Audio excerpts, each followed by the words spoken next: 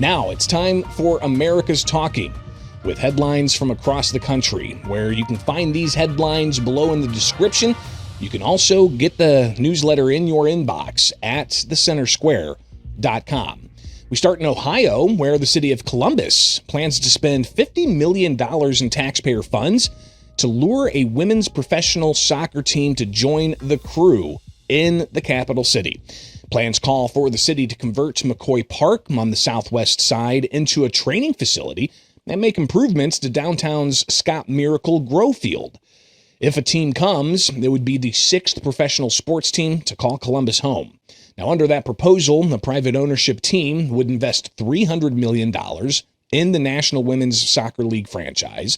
The city hopes public funds would be repaid with a ticket fee charged at all events at Scott's Miracle Grow Field, which would generate $2 to $3 million each year by 2032.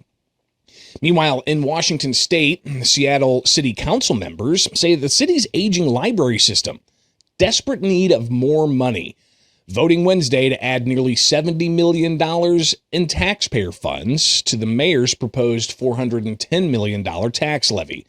That $480,000 proposal, if approved by voters on August 4th, would increase the amount property owners currently pay to fund the library system by more than 124%. It would also put the city within $210 million of a state debt limit, meaning other voter-approved tax increases for fixing roads and streets, funding preschool programs, and affordable housing might not be able to be fully funded when they start expiring in 2030. Seattle property owners pay more than $3 billion in voter-approved tax levies, measures not covered by the city's regular budget, which can only grow by 1% a year under state law. In Georgia, the state receiving high marks for conditions of highways and roadways, but low marks for traffic conditions in urban areas, according to a report from the Reason Foundation. Atlanta suspected to be a major culprit for that lower finding. Now, Georgia ranked second overall for roads and fifth for structurally deficient bridges. State officials also focusing on pavement conditions. Georgia's rural roads ranked second for rural pavement conditions, but 14th for urban interstates, and second on other roads, which includes local streets. Georgia has a high fatality rate on its urban roads, ranking 37th, according to that Reason report. The rural fatality is 23rd and 24th for other types of roads. Governor Brian Kemp included $1.6 billion to build new north and south express lanes along a stretch of I-75 in Henry County between Atlanta and Macon. See if that helps in that Reason report.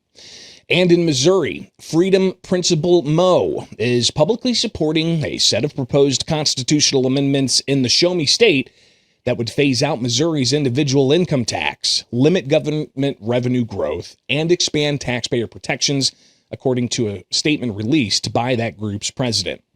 The proposals, House Joint Resolution 173 and 174, along with House Joint Resolution 169, would require voter approval and could appear on the statewide ballot as early as November. If approved, the measure would amend the state's constitution to restructure Missouri's tax system and impose new constraints on state and local fiscal policy. Both of those measures outline a framework allowing the Missouri General Assembly to gradually reduce and ultimately eliminate the state's individual income tax through a series of revenue-based triggers. The group is urging both the Missouri Senate and voters to approve the measures in 2026. And that's just some of what America's talking about with the Center Square.